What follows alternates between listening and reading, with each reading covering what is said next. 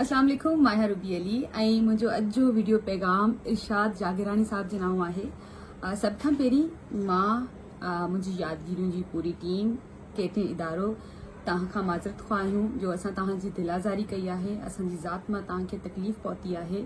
ऐं उन खां पोइ मां तव्हांखे एक्सप्लेन कंदी हलां त तव्हांजो यादगिरियूं प्रोग्राम जेको असां रिकॉर्ड कयो हुयो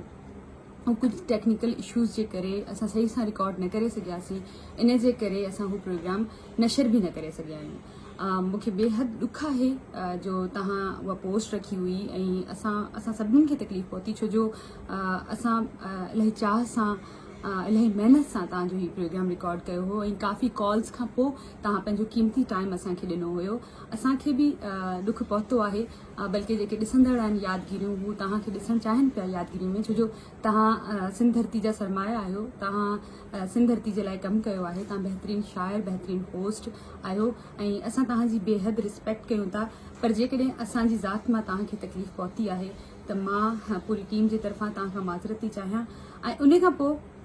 हिन वाइदे सां त तव्हां सां वाइदो कयो त आफ्टर ईद तव्हां पंहिंजो क़ीमती टाइम ॿीहर असांखे ॾींदो, असां ॿीहर तव्हांजे घर ईंदासीं ऐं बहितरीनु तरीक़े सां ॿीहर यादगिरियूं प्रोग्राम रिकॉर्ड कंदासीं। Thank U.